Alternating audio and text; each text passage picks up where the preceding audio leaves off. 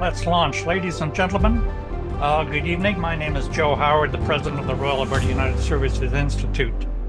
We have two distinguished guests this evening, Monsieur François Poirier. François, merci beaucoup pour partager votre temps ce soir. And Peter Tchir from New York City. So we're continuing on with our plan to have both a Canadian and a non-Canadian expert speak on vital national interest. This emanated from our earlier series on national security strategies, which began last September. This evening's vital national interest is the ability of a state to accumulate, or to create and accumulate wealth. If you don't have money, can't do much. And this evening we have two experts. We have François Poirier, as I've said, who's the president and chief executive officer of TransCanada. And this would be a very interesting segue to, first of all, applaud TransCanada on its 75th anniversary. No mean feat in any industry, but particularly in Canada, where it has become, if I may say so, a legacy firm, not unlike the CPR, from coast to coast or from sea to sea. And it is representative of the infrastructure that every advanced economy requires. So I hope to get some remarks from François on what it is about TransCanada that will contribute to that capacity to create and accumulate wealth. But I'm wondering if I might open the floor and give the floor to our two guests by first introducing Peter again and ask him the question, Peter, what is it about America that's good that makes it great? So with that, gentlemen, the floor is yours. Perfect. I think we're going through a transition in the U.S. I think so. One, I have the privilege of working with 40 retired generals, admirals, former CIA directors, et cetera. So we have, I think, a pretty good pulse on what's going on in the geopolitical community. One of the people I worked with had to resign recently because he joined the Department of War as Undersecretary of War for Personnel and Readiness. So we've been very plugged in, very focused. And what I think you're seeing is this kind of realization in the U.S. that we gave away too much power, economic and otherwise. And when we look at the levers of power as a nation has, there are four: diplomacy, information, military, and economic. So the dime framework. And I think economic power is what we lost. If you want to go back in time, when we were fighting the Soviet Union, they had no economic power whatsoever. So we kind of missed this. And China effectively stole a match and took away our entire industrial base. And when I try and relate to what a country as a human being, I keep coming back with this kind of concept that what is the equivalent of air, right? Humans cannot live without air for more than 3 minutes. To me, electricity and energy are that. If you're not making and producing your own electricity in sufficient quantities, you are subject to risk. And then maybe what's the equivalent of water, which you can go 3 days without? And maybe that's the rare earths and critical minerals, not just the rare earths and critical minerals themselves, the process and refining of those data centers, AI, chip manufacturing. So I think you need to create this wealth both at the national level, but the jobs it creates. I also believe it creates a true middle class where middle class was never about an economic sort of level. It was about a comfort with your job as one, a sense of pride and dignity that what you were doing was supportive to a bigger national production kind of chain. And there was something to be said about that. And also you weren't spending every day, every Sunday waking up, do I have a job on Monday morning because someone in China or the Philippines does something a fractional bit cheaper? And then I think, and this is where I get lost a little bit on my own analogy, supposedly you can last 21 days without food, which seems insane to me. But there will be the things that kind of are that equivalent.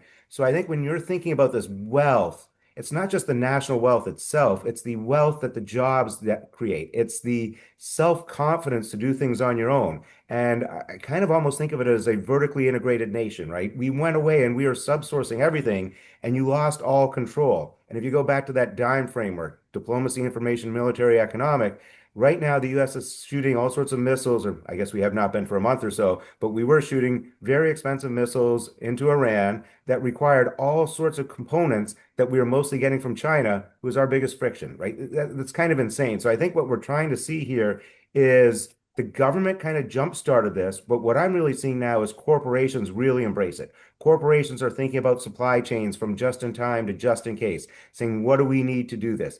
Yes, there are some cost inefficiencies from doing it domestically, but how much more control do you have? Just look what happened to the global supply chains. You have the Evergreen, which was an accident. I've got to admit, when I looked at the canal, the Suez Canal, I had no idea it was just a big ditch, but apparently it was.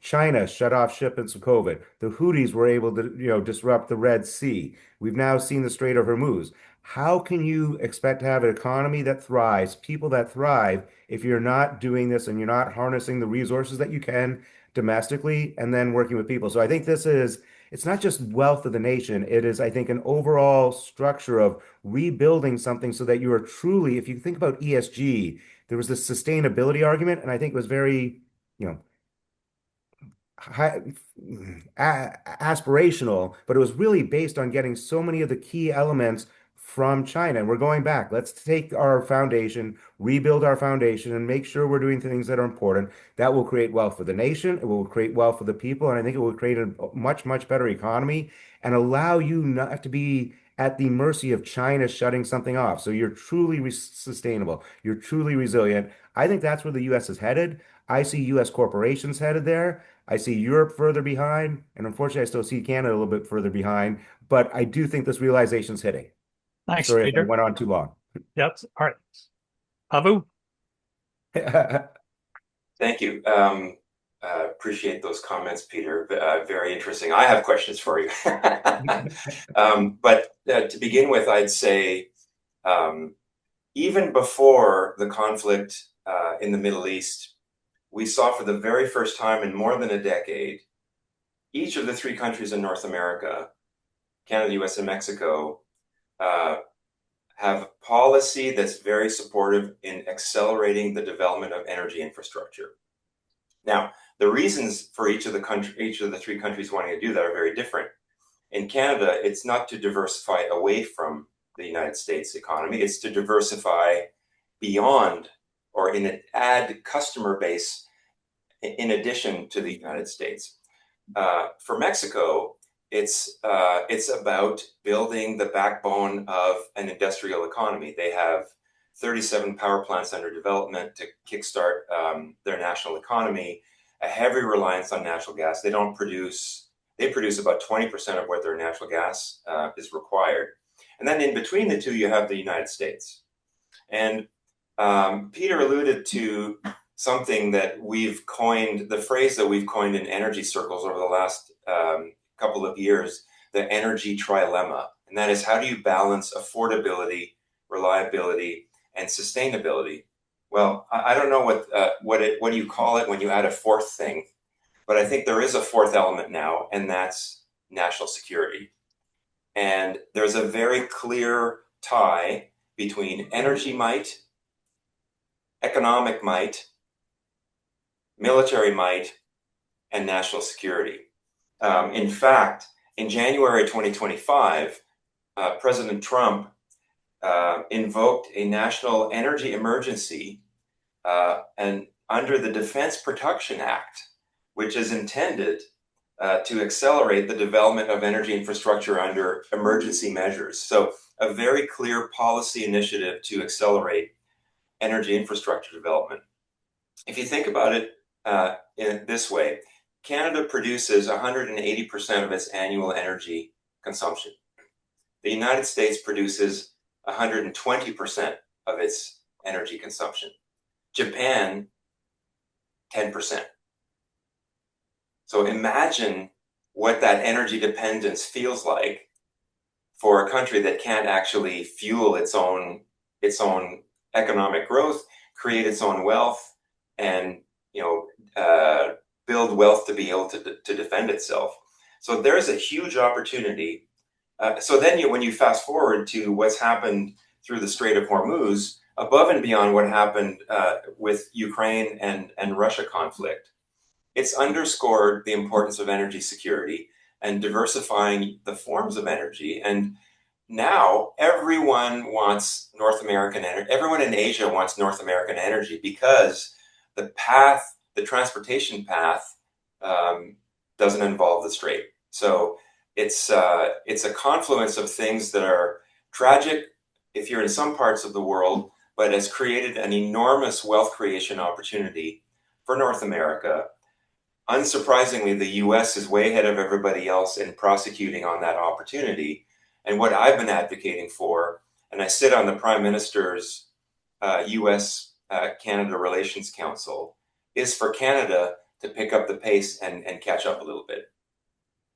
Yeah, and if I can just add one thing too, I think sometimes it's important, there's a perception I get, from Canadians, I think that, oh, this is all just Trump and this all just goes away.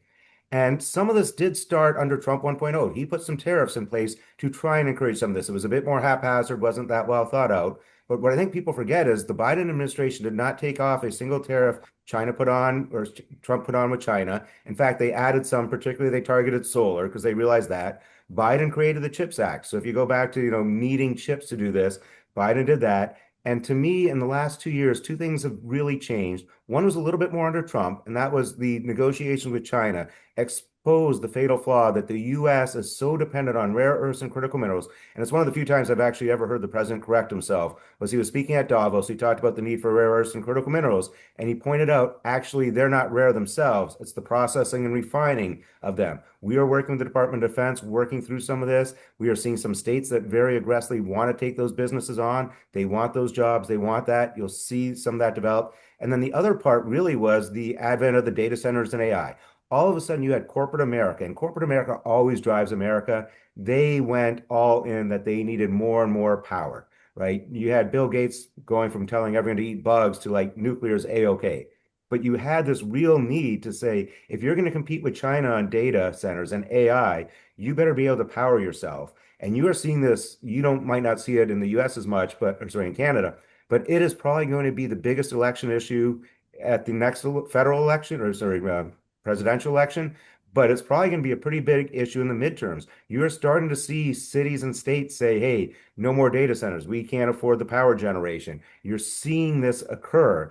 And all of a sudden, this need for electricity has just grown in terms of, exponential need, and the seeing it, and you're seeing states compete on it. You're seeing those who are rolling out the red carpet to try and get this business, and those who are putting up the red tape who won't get it. So I think we're really seeing a dramatic change. And to be honest, I see an excitement about this. I see an excitement from investors. I see an excitement from people saying, this is the right thing to do. This makes sense. Not only can we do money, but this all makes sense. And we can take back some of what we've lost over the past 20 to 30 years. Francois, Peter spoke about corporate America. Is there a corporate Canada? There is a corporate Canada that has been frustrated, to put it mildly, over the last decade with frankly, the lack of collaboration between the federal government and corporations. We've seen quite a different tone in the first year of Prime Minister Carney's administration in terms of the degree of consultation and dialogue. I wouldn't quite yet say it's collaboration, but consultation and dialogue with the private sector around accelerating economic growth. As you know, Canadians cannot be economically sovereign if we are reliant on a single country's trading policies for our prosperity, right? And I think that realization has helped galvanize the politics of reinvigorating the relationship between government and the corporate sector in Canada. And I see myself as part of this committee and all other conversations I'm having with different ministries, the level of consultation is night and day what it had been in the previous 10 years. If I were to ask you to compare the lack of cooperation between, on the one hand, the federal government and corporate Canada, and on the other hand, the federal government and the provinces, might you be able to take a stab which model poses greater short-term obstacles to? Well, it depends on the topic, energy, natural resources are the purview of provinces in Canada, as opposed to the United States, where it's really the purview of the federal government. So when you're dealing with matters of production of energy, then you're dealing with provincial governments. There's never been an issue with Premier Smith and the government of Alberta in terms of wanting to consult with the private sector and accelerate development. I think the Premier deserves a lot of credit for the MOU that was solidified here over the last few days. Yeah. But it depends, it varies from one province to the next, based on their experiences. Ontario is feeling the brunt of the Section 232 tariffs that are basically, impacting the auto sector, which is one of the primary economic drivers of the province. But having said that, the province wants to reshore manufacturing and understands that low-cost energy is the way they're going to attract businesses and manufacturing capacity back into the province. Hence, their big push to accelerate nuclear development in the province. And we're the half owner of the largest operating nuclear plant in the world, actually, which is in the Bruce Peninsula in southern Ontario. It's a 7,000 megawatt facility, and they want us to virtually double its capacity over the next decade or so. But those provinces whose economies are driven by natural resources, I think you've always seen a very strong level of collaboration, and maybe some differences with other provinces. You also mentioned, Francois, earlier that you referred to markets. And I'm just curious whether or not Canada has a deep enough capital market to finance these projects. You may say capital is global, it flows across borders, so it's not a problem. But I don't know, is it or isn't it? So I've never seen a good project not get financing anywhere in the world.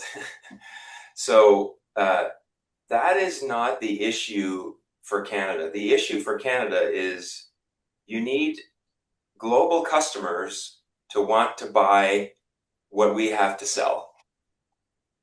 And so if you're Korea or Japan and you want to buy LNG, liquefied natural gas, it's a 20-year commitment. It can mean hundreds of millions of dollars in financial commitments you're making to buy that liquefied natural gas. And you're going to judge whether or not Canada can get the permits on time. Can they build the LNG facility in a timely manner? Will the natural gas reserves get developed and produced? And for quite some time now, looking at approximately 20 LNG projects that were proposed in British Columbia 15 years ago, and only one is now in operation, and that's the LNG Canada facility at Kitimat. 15 years ago, the U.S. was effectively in the starting blocks with Canada. Neither of us had any LNG production capabilities. Well, the U.S. has gone from a standing start to the largest exporter of LNG in the world. They have 8 facilities. We have 1. If this were a hockey game, the score would be 8-1. And an opportunity rarely comes back around a second time. But because of global conflict, because of the data center phenomenon that Peter mentioned, because of the desire to electrify economies to grow, natural gas has become the dominant form of power generation. The opportunities come back around a second time to Canada. And what I've been speaking publicly about is getting a sense of urgency in the country about seizing the opportunity this time around. And it's early days, but I see positive signs that our governments are listening. Well, does this go back to your comments that you made at the Canadian Club in Ottawa? Make it easier to build, think big, and go on a global scale. And if you cannot do all three, it's mission failure. It is. And the prior rendition of the federal government was more focused on process than it was on outcomes. And so part of my speech was to help people understand that we need to focus on outcomes and then figure out what process works and actually delivers those outcomes. We have a great opportunity in front of us, and I just hope we seize it. And we are not the ones who dictate timelines. A Japanese buyer of LNG, a South Korean buyer of LNG, a German buyer of LNG, they determine when they're going to sign the contract. And if Canada says, well, I'm very sorry, it's going to take 2 years for my regulatory approval, would you mind waiting? When the US Gulf Coast says, we'll get you the approval in a timely manner, here's the evidence of the 8 previous times I've done that, you should have confidence in entering into business with us. So that's the stage we're at, where we are emerging from the inertia of the previous government. Global customers want to believe that Canada is a viable home for them to invest in. And once they do, the capital will flow, and funding will not be a problem, Joe. Okay, fair enough. Peter, is that the American model? Let's focus on outputs and we'll worry about how to get them after. I think this one again, it's a little bit state by state right now. I would say when we're looking at who wants to embrace the rare earths and critical minerals, and the Department of Defense has put out a three-tier system of which are the priorities. And again, it's much more the refining, the processing. You're seeing what I would call some of the low per capita red states. So think about the Louisianas, the Alabamas, the Mississippis who are saying, we want those jobs. We want that revenue. We will deal with the electricity. We will deal with the pollution that comes with some of these, and we are fine doing it. And a lot of this comes down to regulation. I think one advantage Canada might have if they do a good job of this is so much has been done in the US via executive order that there is a lot of concern that some of the things that survive via executive order will not do well. I think there's been a pushback from some of the foreign investors who look to come to the US that one, I don't think they've necessarily felt there's been a consistency of treatment even by Trump administration just in the last, slightly over a year that he's been in charge. But as Francois mentioned, whether you're a chemical plant, anything, it's 2 to 3 years to regulation. It's 2 to 3 years to build, and then 10 to 15 years timeline. So you're thinking 15 to 20 years. There are some places I think that have demonstrated their ability to do this. There are some who I think are going to fight this tooth and nail. I suspect Gavin Newsom is going to say no to anything Trump wants to do just because he thinks that's in his own interest. So, there are issues within the states. I think you're seeing states this play out, and people are trying to figure out how do we make this work? Where do we go? But as Francois said, business is going to move at light speed. So Virginia might be worried about something, and all of a sudden Iowa's going to step up, raise their hand, and next thing you know, that project's not going to be available. So I do think there is a degree of urgency to this wave that if you can embrace it, you can get involved, you can do these things, you will get it. There is friction in the U.S. I think the one thing Trump unfortunately does not do a good job of, right? He runs kind of very much as a pyramid scheme, right? He does not delegate very much. So we have seen a slowdown in a lot of initiatives. I think he delegates some degree, but he has not delegated much, and he's been very focused on Iran. So there are opportunities. I think, again, how he's talked about NATO and things like that, that creates a desire for people to find an alternative, but that window will close. At some point, yes, it would be really nice to work with so-and-so, but I'm not going to wait a year and still wonder if I'm going to work with them when 6 months I might not like working with this person, but I know I'll get what I need. And so again, I think all these things are much more, it's the security of your supply chains. It's, a true resilience, a true sustainability is driving decisions. And, we're working with a lot of corporations in America right now who are looking at their supply chains. Where are the fragilities? How much, if we've got a plant in Thailand and Vietnam, we thought we were diversified, but they both ship through the Strait of Malacca, both of which are, which is much more closer being in Chinese control than ours. Why is that safe? Maybe my next plant should be, if not in Canada or the US or Mexico, maybe it should be in Brazil. I would highly recommend anyone listening to read the North National Security Strategy. It was published in November, I believe, of last year. It's about 32 pages, double spaced. It's a very simple strategy, but it really does highlight this focus on North, Central, South America. And again, I'm not a military expert by any stretch of the imagination, but think about the cost of having a global navy. If you can pull some of that back and protect less, it comes, it's much easier and less costly for the US. That's something I think the US is thinking about. And I think as you're thinking about where you fit in, that's got to be a realization. How do you make sure you're shipping and the LNG you're going to ship from British Columbia or someplace, is it protected? How is it going to get there? How do you work with the US to secure that? So people are spending a lot more time on this. And, the one thing that's very fundamental, I guess, is they call it the tyranny of distance. And if you think about Taiwan versus China, they have very little distance to cover if they wanted to do something in that area. Guam to Taiwan is actually quite a long distance, and that would be the US base of operations in defending Taiwan. Guam from San Diego is a really long distance, right? Just as we've seen in Iran, right? It takes 3, 4 weeks for these, ships to make it into the fleet. So I think everyone's got to think about where are my safety? Who do I want to deal with? Who do I trust? And who do I feel safe with? It's changing everyone's thinking. I think customers are looking for that, and there's an opportunity. But if you get caught up in this, I will say one thing that's encouraging. I feel Europe's behind on some of this, but we talked to a fairly large European bank who was worried that they were not going to be able to make their lending requirement in the US last year because so much European lending is based on ESG. They wound up funding two gas-fired plant projects slightly off on the carbon emission side, but both of those areas were experiencing brownouts and periodic spikes in electricity costs. So they could fit this into a broader definition. So I think there's the will, there's the demand. Corporate America sees profit opportunities. Europe sees profit opportunities. It's a matter of harnessing it. But again, I think I keep arguing that what I call ProSec, or this production for security, is the new ESG.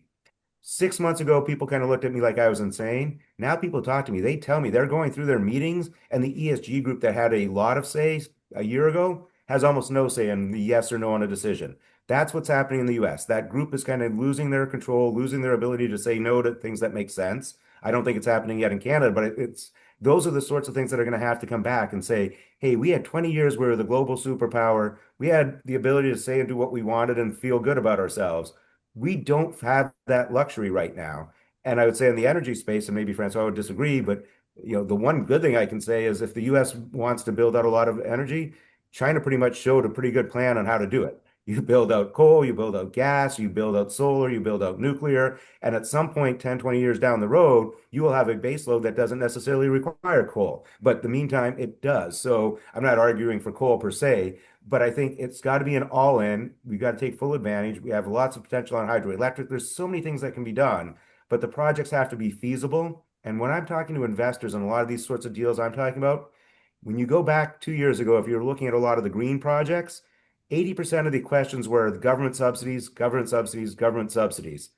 No one cares about government subsidies necessarily on these. There's some, will the electricity be demanded for the next number of years? The US Department of Defense is starting to give out 7-year contracts rather than 1-year contracts, rather than creating a price floor. But it's right, these are standalone projects that actually make sense and are not dependent on government, handouts of our money. Right. Well, the next question is, Peter mentioned governance by executive order. And I'd like to ask Patrick, based on his experience prior to TCE, if he has any thoughts on how the decision-making cycles in Ottawa might be made more efficient, more time efficient, or more collaborative. Any thoughts, Patrick?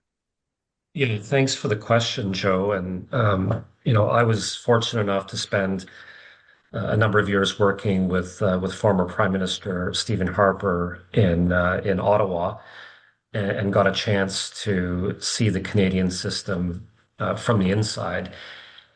And I think this is our system of government, our parliamentary democracy, is a huge form of competitive advantage for Canada if we choose to put it to work for Canada. The American system of government was deliberately designed by the founders to prevent things from happening, to slow things down, to make decision making more difficult, to ensure that there was broad-based consensus across the country. It's not a bug, it's a feature of the American system. It slows things down, though. It makes things more complicated.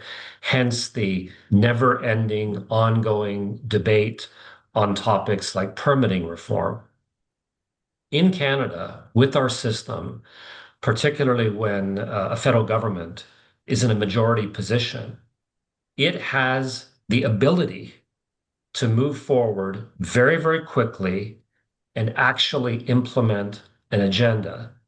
And this is the opportunity that Ottawa has right now to simplify regulation, to improve the political management of project development, and to ensure that things actually get built.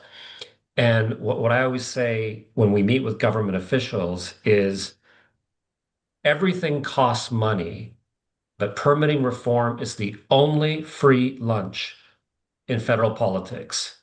It costs nothing, but it will deliver so much value and prosperity for the country.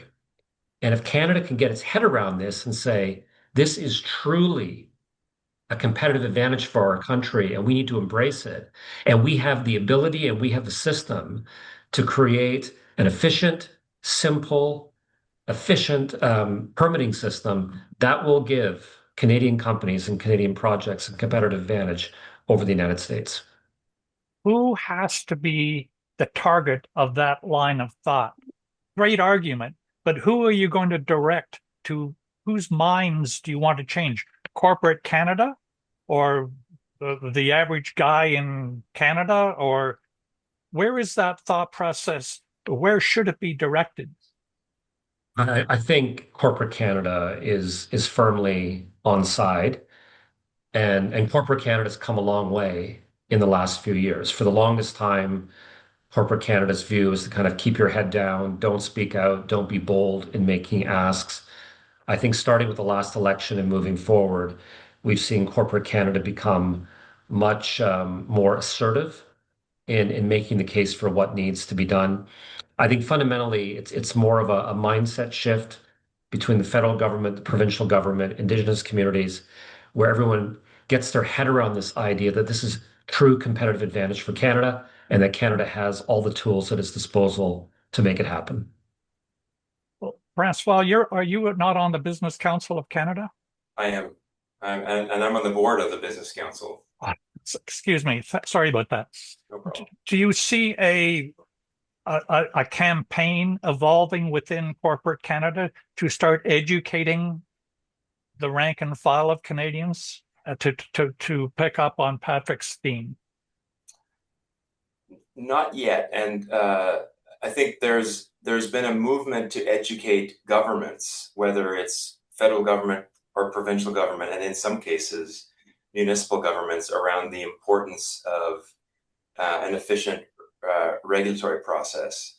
But even different companies in the same industry, and let alone multiple industries, will have slight differences in their constituents and would want to, view and craft the messages to educate the general public a little bit differently. So it's not the mandate of the Business Council does not see its mandate as educating the general population. It's really more about helping influence policy at various levels of government based on the needs of the private sector. Do you perceive that the government of the day is adverse to political risk? I mean, we talk about risk takers and risk avoiders in capital markets and in business markets. Is there a change to question both Patrick and Francois? Do you see a change in the appetite for political risk? I'll start, and Patrick, you'll have I'm sure, a more informed perspective. But I I've said this before, and I've said this to the Prime Minister. The Prime Minister said that no long linear project will proceed unless the provinces are supportive and Indigenous communities are behind it. Unanimity is the source of paralysis, right? If we're looking for unanimity, we'll never get anywhere.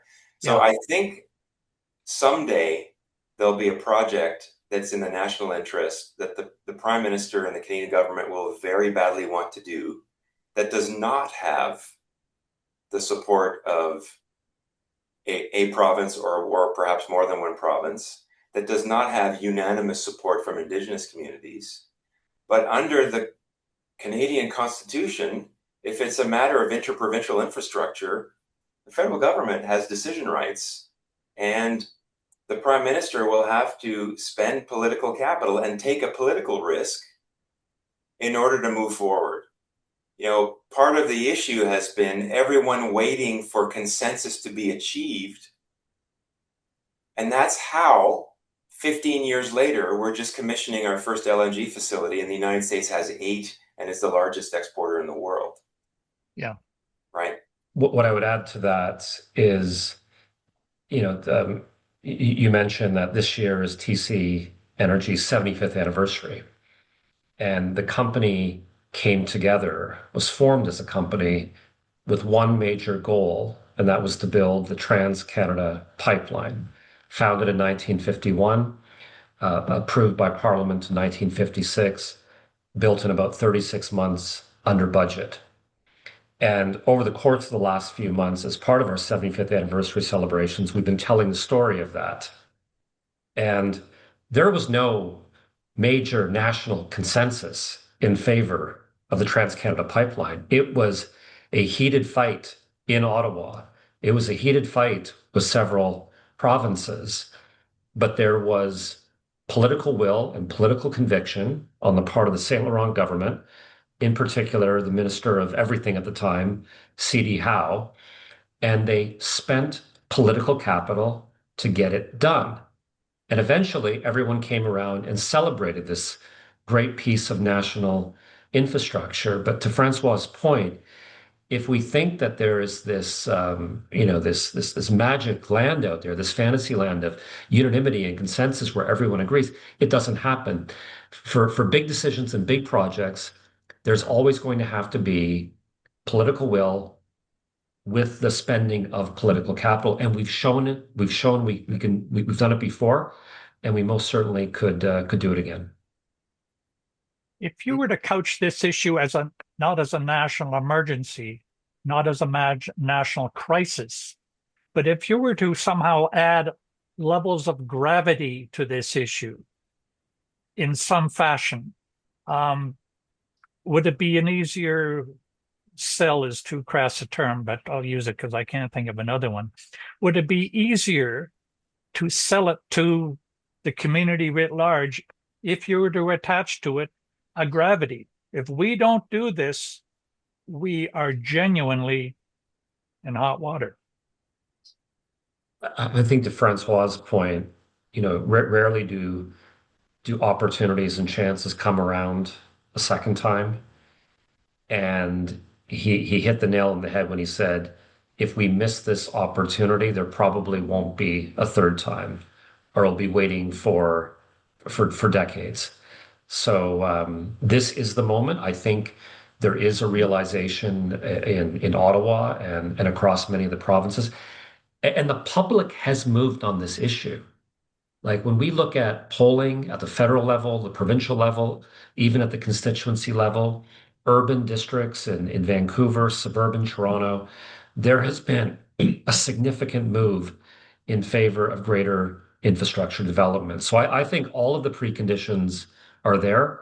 It's just a question of perhaps being a little bit less Canadian and getting on with things.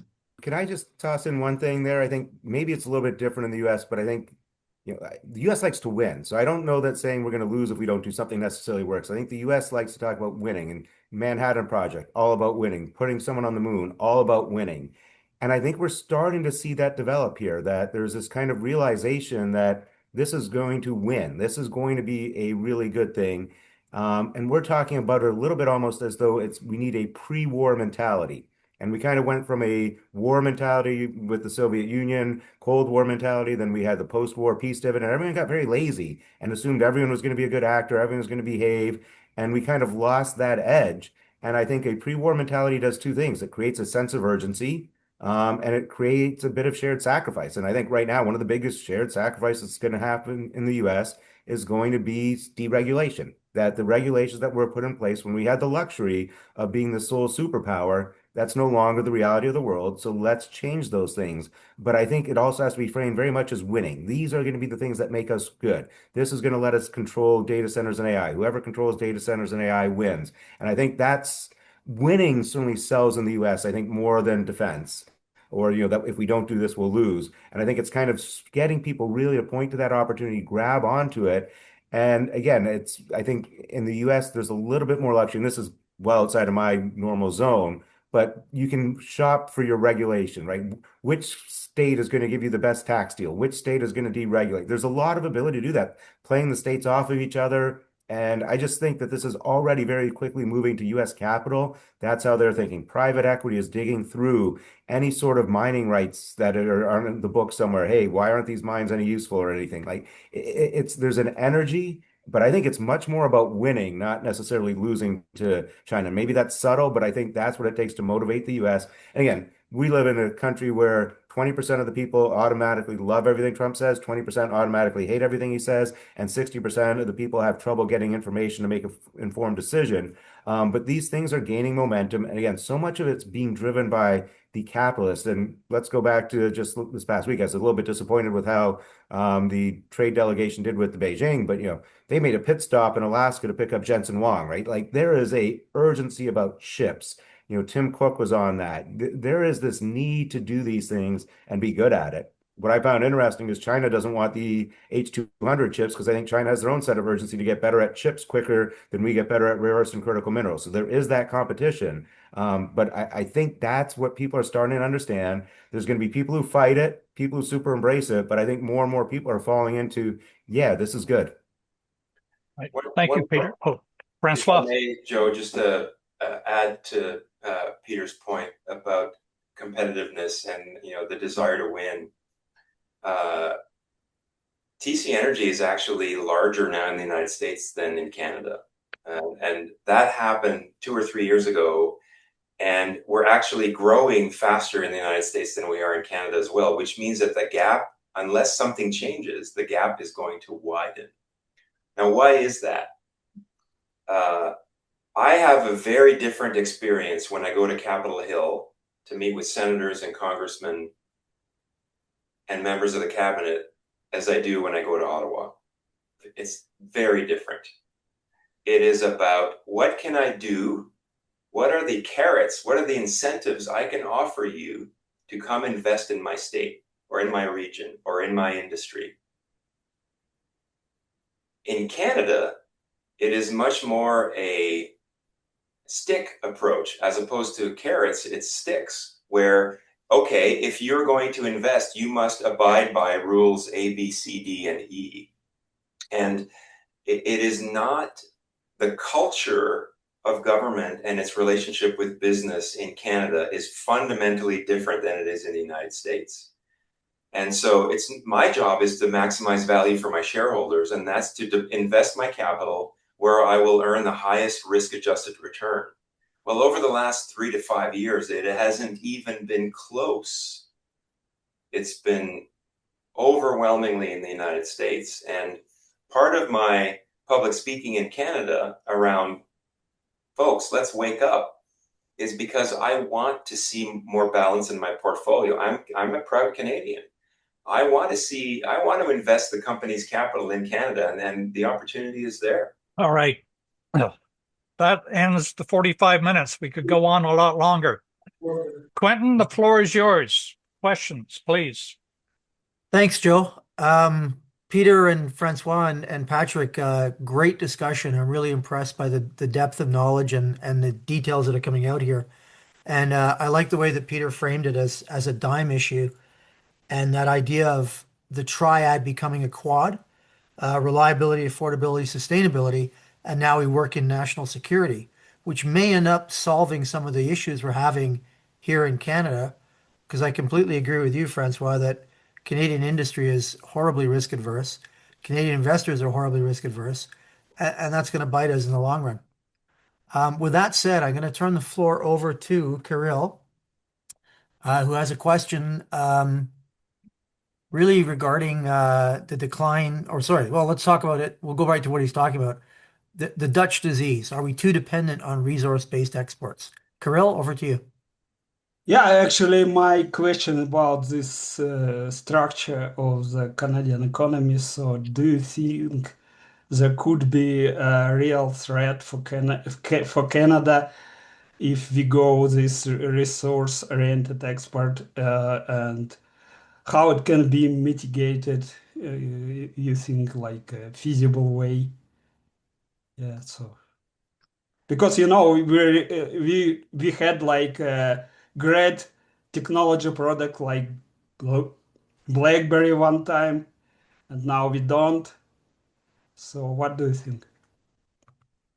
So this is a question I've participated in a number of CEO roundtables on this very question, Kirill, and thank you for the question. First of all, with respect to natural resource development, if you look at the products that Canada exports and the value of those exports in terms of contributing to Canadian GDP and Canadian wealth, at the current time, it's overwhelmingly skewed to natural resources, petroleum, natural gas, also uranium, potash, and other metals and minerals. But to your point, there's also intellectual property and value that's created in Canada. You think about open text.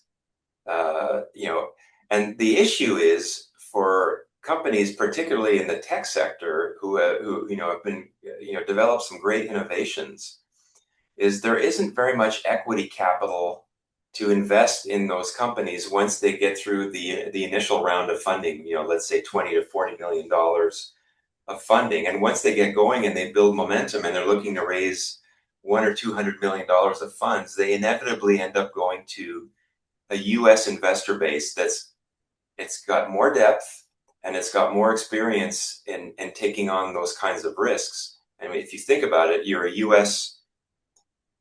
technology private equity investor. You've given this Canadian company its very important second tranche of capital. Inevitably, those people get drawn, they get relocated into the United States. They get absorbed into an ecosystem that has far greater scale. And so we're losing out on a lot of our innovators because of the larger amounts of capital in the US for technology investment.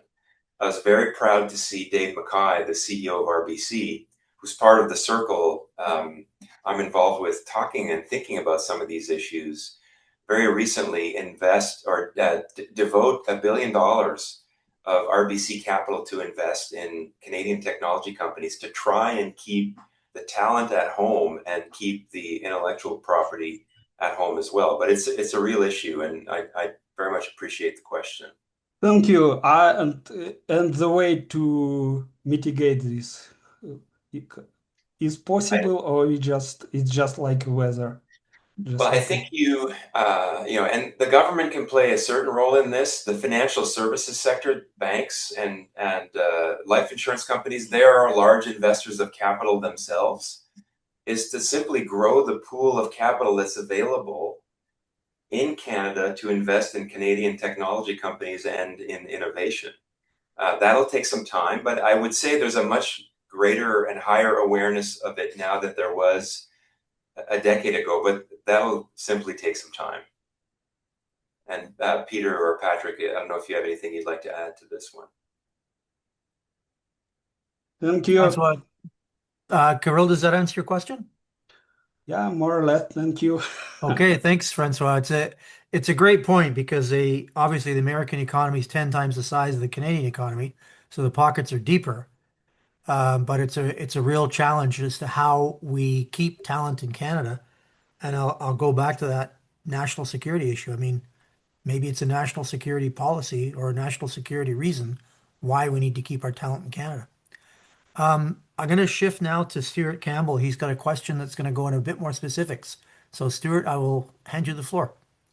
Thank you very much. Francois, my old boss, and Patrick, I worked for TC Energy for a number of years, and I spent my last 3 years in Mexico, based out of Mexico City, running the supply chain ops there. So we ran Tuxpan Tula, Tula VDR, Sur de Texas. And I can tell you from personal experience that getting from concept to shovels in the ground and dealing with contractors from around the world, Spain, Argentina, it's lightning fast. My question to you would be, what is the current average timeline, concept to shovels in the ground for Canada compared to the States? And what would it be, or should it be, in order for us to attract investors? Yeah. Now, just to cap on that, I like Peter's point and your point, Francois, is like you got that 8-to-1 ratio. You get one shot on net, and they're outscoring us by 8. And Peter, your point is, how do we get that fire back in the belly of Canadian companies and the government to get out of our own way and stop becoming our own roadblocks? Yeah. Does that make sense? It sure does. Gosh, I'll take that in a couple of different directions. Now, Stuart was referring to a project that we built in Mexico. We got our permits to build in 8 months, and from application of permit to in service was less than 3 years, and we built it 15% below budget, which is a huge success story. And the Mexican government demonstrated a huge amount of political will for that to happen, and that is really the key ingredient. In the United States right now, for a standard pipeline application, it used to be 11 months. Now it's 24 to 30 months. But our last 2 applications, we got through in less than 2 years. So the timelines are starting to shorten. They've done it through eliminating overextensions of authority of organizations like the Environmental Protection Agency. And just sort of going back to the original intent of why those agencies were put in place. In Canada, it's about 2.5 to 3 years. It's been about 2.5 to 3 years to get a pipeline approved. It needs to be 9 to 12 months at the very outside. Now, the regulatory reform that the Canadian government tabled for consultation last week is a huge improvement. In 2 ways. First of all, they've stated a maximum timeline of 1 year. And recall that 6 months ago, the Prime Minister was still saying 2 years is our goal. But they've been listening, and they understand now that 1 year is the kind of the rule of thumb to be competitive on a global scale. The second thing they did, which is encouraging, is that, as you recall, Prime Minister Harper implemented a final review by cabinet after the regulator had recommended approval. And so you could spend 2 or 3 years and tens of millions of dollars. We spent $1 billion on Energy East, get through the entire regulatory process, and then the cabinet could say no for political reasons. So now what they're proposing for consultation is that the cabinet review and approval would be done at the front end of the application process. The regulator would oversee all of the details around environmental compliance, around what are the appropriate conditions to protect the community in terms of the physical impacts and whatever environmental impacts there would be. The other condition is you must make sure that you properly consult First Nations as part of that process. But they've taken the risk that the cabinet would revoke the permit at the end of that lengthy process away by saying that they will provide it up front. So again, at the policy level, I really like the direction in which this government is going. But the devil will be in the details, and we'll see how the legislation looks. It will be tabled, I'm told, in mid-June, which is very fast. I think another positive sign. We are all being asked to provide our input. We will be doing so as part of this 30-day consultation. And thus far, this government has been very consistent, has behaved very consistently with its desire to make Canada an energy superpower. Thank you very much. Thank Patrick you. or Stuart, does that answer your question? Yes, it does. Thank you. It does. Patrick and Peter, anything to add to that? Maybe one thing that I would add, we all want permitting reform. We all believe that it's important. But Francois pointed to two things which are very important, and it's not because of permitting reform. What we achieved in Mexico was not achieved because Mexico has this amazing, light touch, simplified, non-bureaucratic form of government. We were able to achieve it because there was strong political management from the center of all the various processes. They secured alignment between the federal government and the state governments, alignment between the political side of government and the bureaucratic side of government, and they even managed to secure alignment between the political left and the political right. Even within a complicated, bureaucratic, regulatory system with a bureaucracy that's not always very efficient, they were able to make it happen because there was strong management. And similarly, in the United States, I mean, there has been no implementation of major permitting reforms. There's been a few favorable legal decisions, but what we're seeing through the work of the Federal Energy Regulatory Commission, the National Energy Dominance Council, a few other agencies, is by having urgency in the work that they do, in having greater coordination, particularly driven by the NEDC, companies across the resources space, not just energy, but natural resources, mining, et cetera, are seeing permitting times drop, even with a suboptimal permitting system. So we're delighted that in the US, in Mexico, in Canada, governments are pushing for permitting reform, but political management is an important part of it as well. And even with a broken system, you can make things move faster simply through strong, central, coordinated political management that's driven by urgency and a sense of national purpose. So, Patrick, just to clarify on that one, when you say they drove the process, who was it that drove the process? Was it industry or was it government? Well, in the case of the United States, you've actually got this group set up within the White House called the National Energy Dominance Council. It's kind of like their equivalent of the MPO. It's very kind of Canadian versus American in so many ways. Major Projects Office is straight out of the Yes Minister bureaucratic lexicon book. National Energy Dominance Council has vision, mission, purpose baked into it. But the NEDC has played a very, very proactive and productive role in connecting the dots within government, identifying roadblocks, and working to resolve them. So even when the system's broken, you can still make things move along if you have strong, coordinated political management at the center. Yeah. So rather than forcing industry to do this work themselves, Yeah. the politicians at the center are managing the process and are assisting industry by removing some of the roadblocks.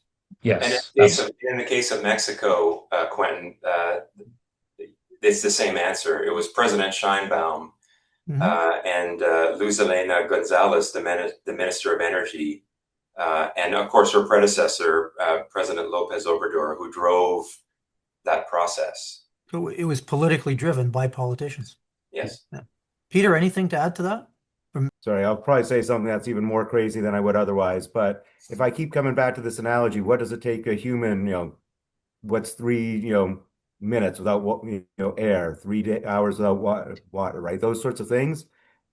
We can probably survive a 1 degree temperature change over 20 years reasonably well. We can adapt and adjust. And that was a very high priority. It maybe made sense, but I think as we relook at this, what are the things that we can't afford to not do today? And let's also stop pretending that everything that we don't do, China then just takes and does it and probably does it dirtier, less efficiently than we would do ourselves, right? If we were processing our own lithium dioxide. Yes, we would have some of the pollutants that come with it, but we would probably do a better, cleaner job of doing that. We'd also save the fossil fuels of shipping stuff back and forth, and then we'd have true control over the end product that we need. So I think, again, we prioritize things that, yes, are important, but there's a long lead time to this. And if we screw other things up, we won't get to enjoy that long lead time. And especially when there was a truly bad actor in this. And then I'll just tie this in. There's one question about, foreign investment and things like that. I think foreign investment where there's a nefarious purpose, whether it's to try and take your IP, whether it's to steal your business, whether it's to do things to subvert your ability to compete, that's wrong.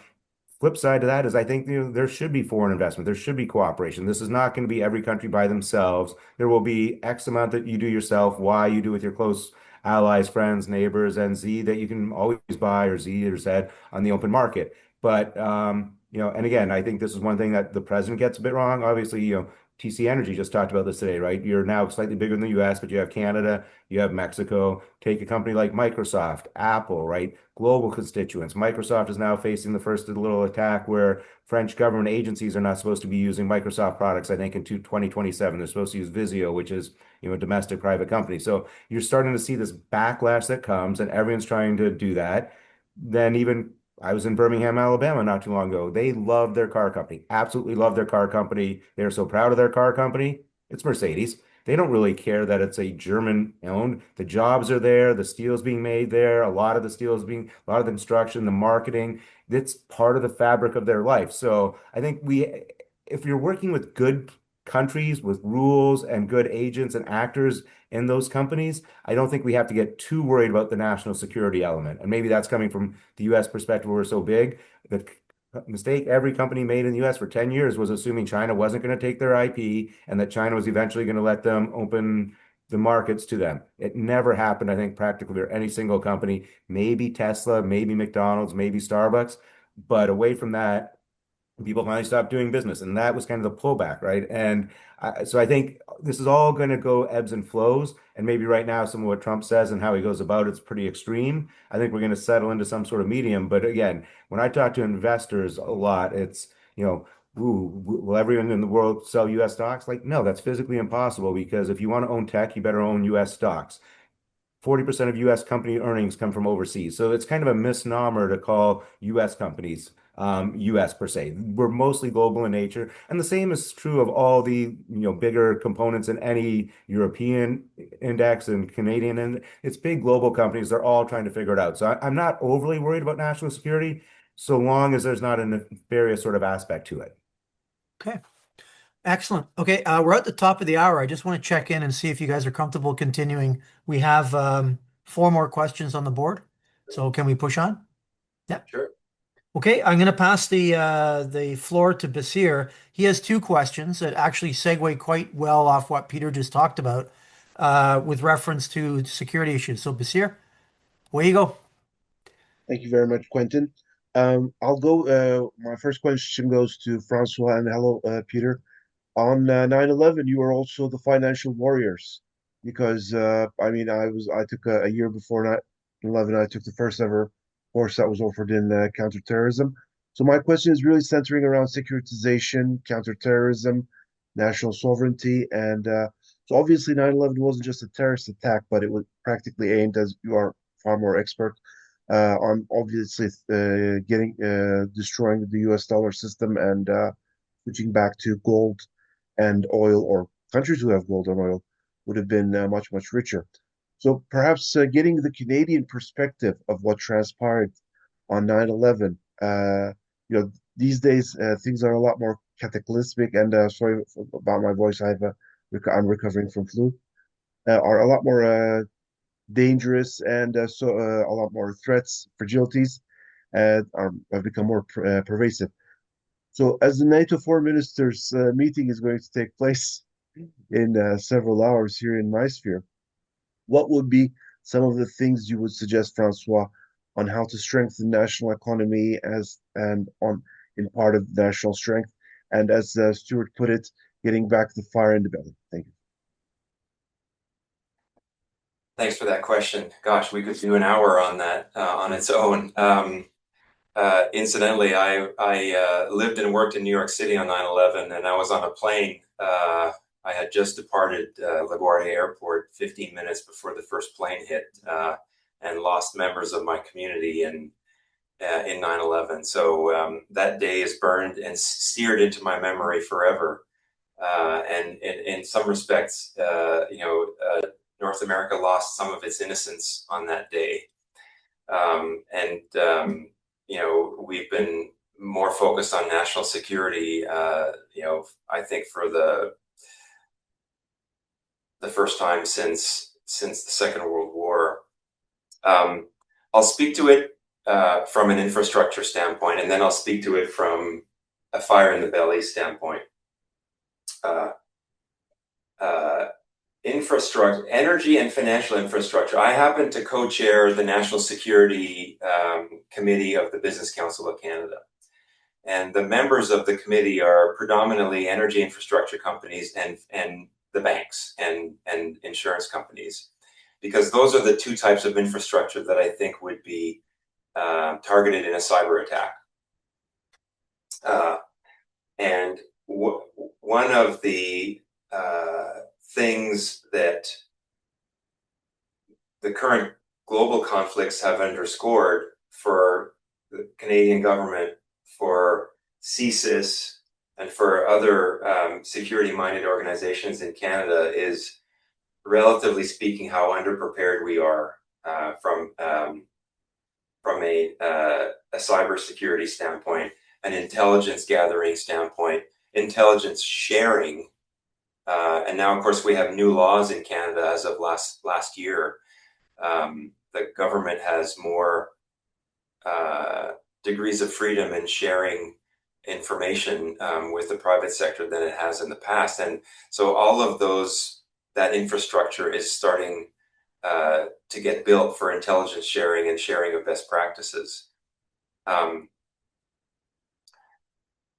But we are way behind the US. I can tell you that when we look at our dialogue with intelligence services in the United States, with the federal government around cyber threats, around the physical security of our assets, the system is way more mature in the United States than it is in Canada. And in fact, there's no information sharing between the two countries, meaningful information sharing that I see, and it needs to come, and we've been advocating for it. So that's my input, and Patrick, I'll ask you to supplement here in a minute in terms of the physical security question. The fire in the belly question is exactly what I addressed in my talk at the Canadian Club of Ottawa. A couple of months ago, and I likened it to, can you ever imagine the Canadian men's and women's hockey teams being told to go for the bronze? Never. But that is the mentality of Canadians writ large, is to be good enough, but we don't need to be the best, or we don't need to be the best we can be. And so our job as leaders of industry, as politicians, is to capture the imagination of people to see what is actually possible. And I agree very much with what Peter said early on in our conversation around focusing on the benefits of winning rather than the perils of losing, because a positive argument always has more success in resulting in behavioral change. And that's why we have to capture the moment. I mean, there is a There's a reason why Canadians aren't traveling to the US as much. There's a reason why there's no bourbon on shelves in BC and Ontario and probably some other provinces, because this is offended Canadians, this situation, at a very visceral level. And we need to become more competitive. And I think partly it's to understand we could literally be the greatest energy superpower in the world. Canada could be the dominant energy superpower in the world. But we're not. And we're actually not even close to being in that stated position.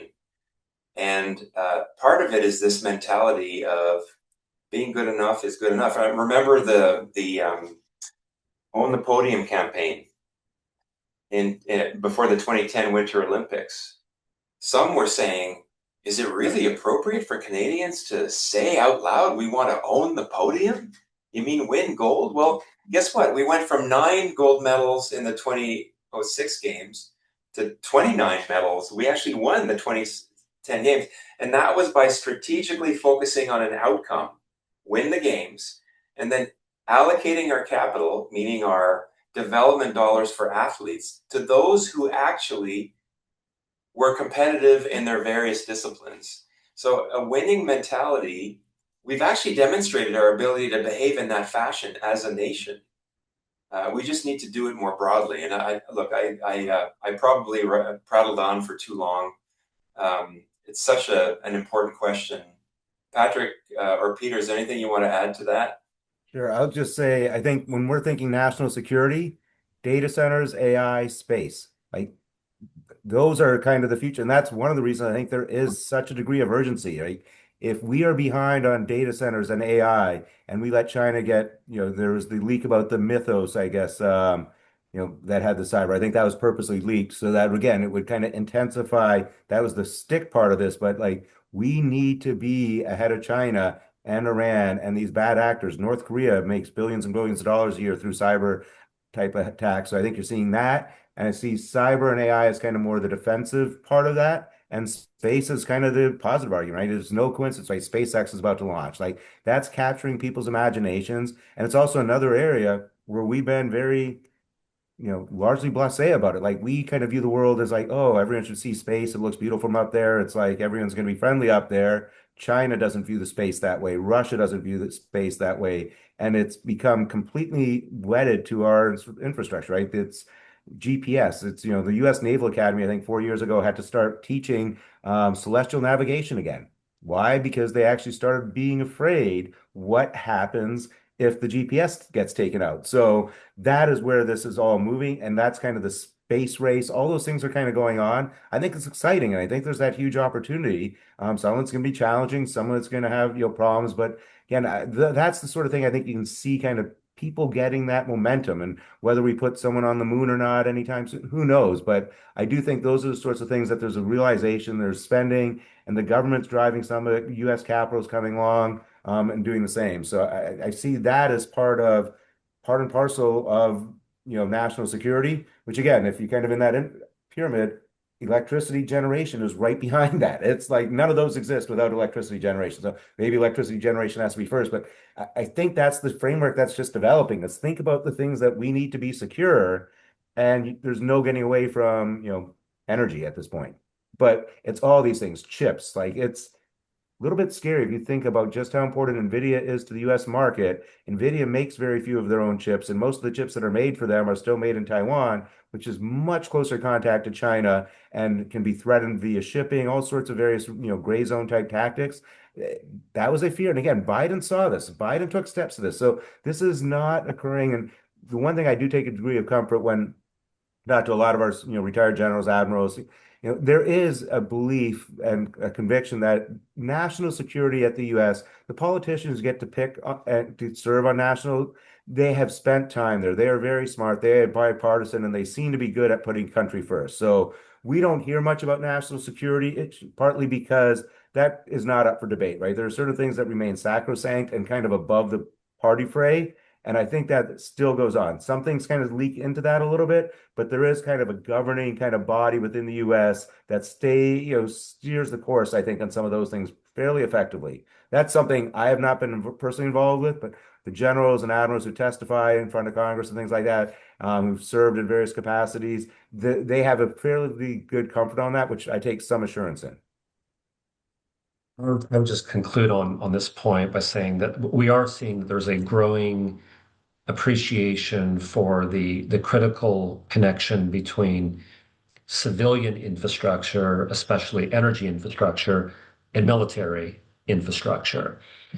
In the past, these were viewed as very separate, but there is this growing recognition on the US side as well as on the Canadian side that various bases and military installations in the US, while they do have temporary emergency power sources, ultimately are dependent on civilian grids, civilian pipeline networks. There's a recognition that forward projection bases for the United States in places like Okinawa and Southern Korea, have their emergency supplies of energy, but are ultimately dependent on grids and pipelines in those countries. Where I think there is still room to grow awareness and action is that these issues are being looked at within the national context, but so much energy infrastructure crosses the border. Canada to US, US up to Canada, US down to Mexico. And here I don't think the various national security agencies have fully grasped what this could mean. The Chinese probably have no concerns with Hydro-Quebec, but they may realize that if they hit Hydro-Quebec, that could dramatically impact electricity exports into the northeast of the United States, thereby making Hydro-Quebec a target, not because it's Hydro-Quebec, not because it's in Quebec, not because it's Canadian, because it's the ability to impact the United States. So I think this is where we need to still grow more awareness. There's more work to be done, but luckily we're starting to see more very granular, focused conversations within our countries about that connection between civilian infrastructure and national security infrastructure. And I'll just add two quick anecdotal things, just since we're on the topic. One of the women worked with, Air Force General. She was CIO or acting CIO of Department of Defense. One of the things they're preparing for is their view is that if China was to attack Taiwan, one of the first things they would try and do is take out the bridge in Carlsbad to make it very difficult for us. And they would not do that, but they would just do it by wrecking the controls, right? What have they already put in there? Have they done something to disable that? So like this is going on everywhere. And this kind of thought of single point of failure. One of our other admirals told a story. I find it very chilling. And this goes back to 9/11. Supposedly, we almost had a major disaster in Los Angeles of epic proportions. And the reason was that we stopped all rail shipments because we had to inspect everything, and everything had to get inspected. There was this huge backlog. Not a single person thought that LA lives on chlorinated water. That chlorine comes in via rails. They had come extremely close to running out of chlorine and not sure what would have done with the water supply in LA. So that goes back to 9/11, but I think we have to be testing for single points of failure, like redundancies. All those things are crucial, and I think it's for businesses as well. So anyway, sorry, but I found that story always quite fascinating when I heard it. A little bit chilling, but fascinating. Quentin, we did such a thorough job with that first question. I've got time for one more, I'm afraid. Yeah, I'm looking at the end of it. Basir, does that answer your question, sir? Can we More move than on to enough. Sarah? More than enough, and I will actually withdraw the second question because I've taken a lot of airtime. I guess the theme that I'm getting is critical infrastructure protection, interagency, and a whole lot more trust building. And on the point of celestial navigation, I was an ROTC cadet in '99 in the US, and when we had to use the compass, I found it just insane that, with all of the GPS being as low as $20 back then. And 15 years later, I met the scientists who introduced that policy, who later on became the NATO's SNT agency's director. Thank you very much. Awesome. That's pretty wild. Yeah, I still have my silver compass. Okay, so we're going to go to Sarah and then Karen. Sarah, could you just jump up and ask your question, and then we'll move right into Karen.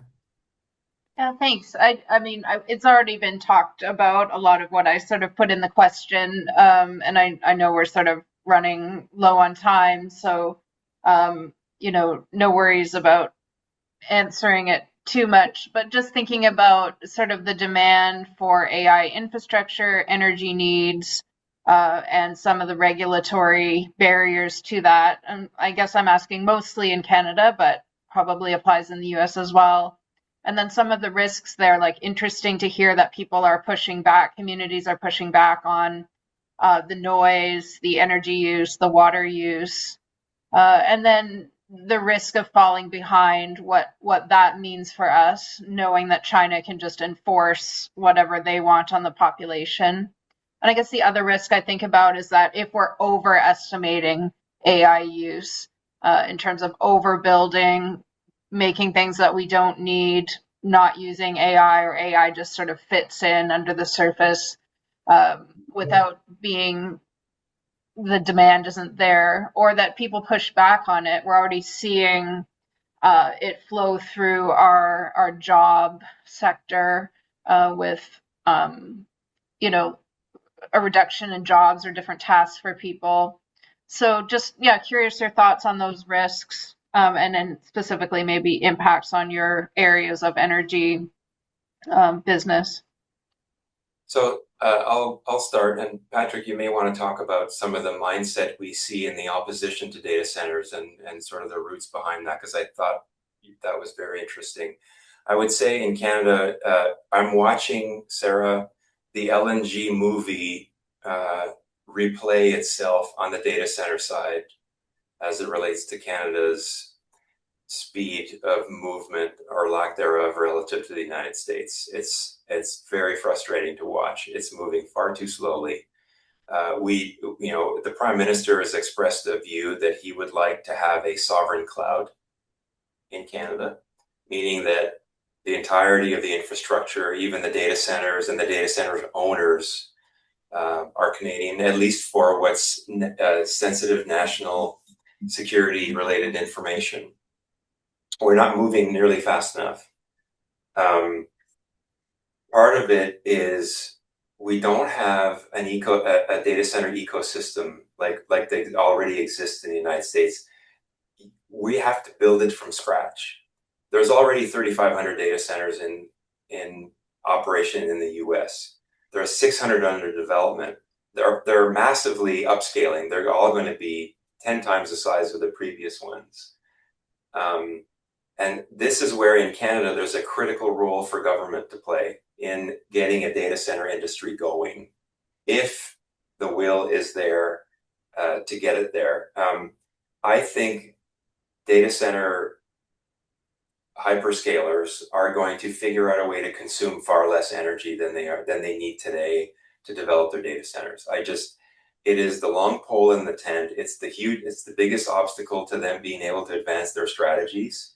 They're going to figure out a way to consume dramatically less energy, I believe. Now, having said that, reshoring of manufacturing, aging coal infrastructure, aging transmission infrastructure, the potential for nuclear, for renewable energy, even if data centers don't manifest themselves as a huge future user of electricity, the economy is going to need it to grow. It's just the simple laws of physics. You can't have an economic plan without an energy plan. You cannot have a military plan or a national security plan without an energy plan. So as we think about, we build pipelines that'll last 40 years. What if the data center is not there 10 years from now?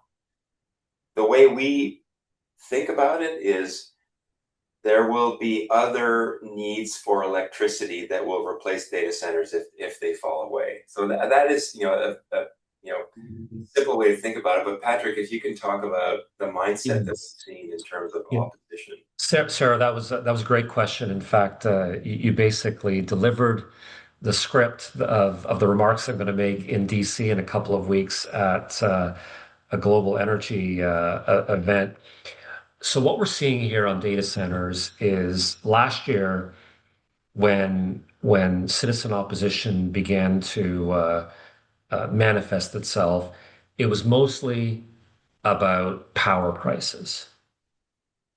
This year, the debate has evolved, it's broadened, and it's deepened.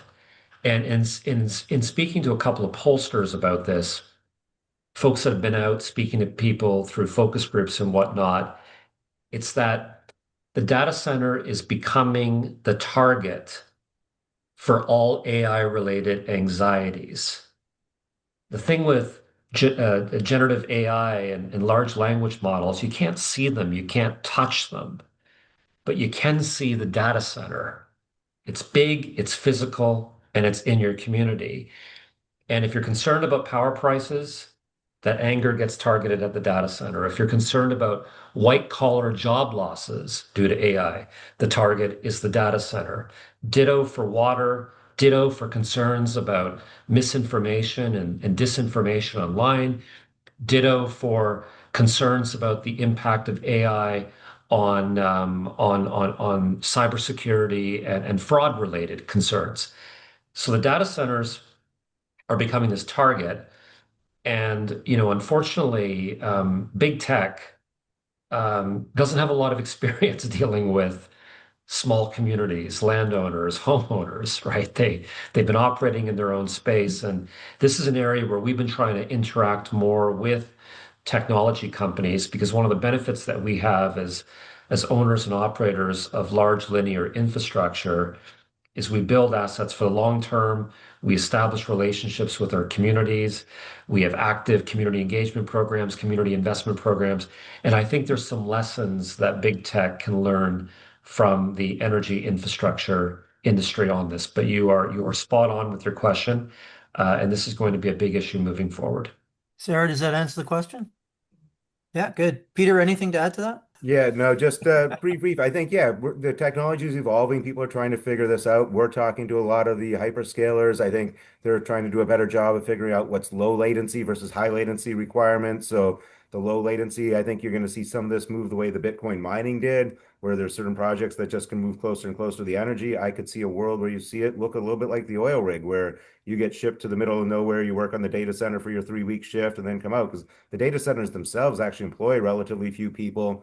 So, I think right now, right, Northern Virginia was popular because you had so much fiber there that it was super efficient. But now I think there's a realization, well, we don't necessarily have to be in Northern Virginia if we're just going to ask Grok what we should have for dinner when we're traveling to Chicago or someplace like that. So I think they're getting better. They're getting better at shifting this around the world too, so the data centers can talk or communicate. The one thing I will say, and this is we advise a lot of our clients to be very careful already with the cloud and now with the data center, like where's your physical data stored? When you go through these, you can actually request who works on it. And with Amazon, not many people bother, but you can request that it's actually stored on servers in the US. Beyond that, you can actually require that only US nationals work on your data.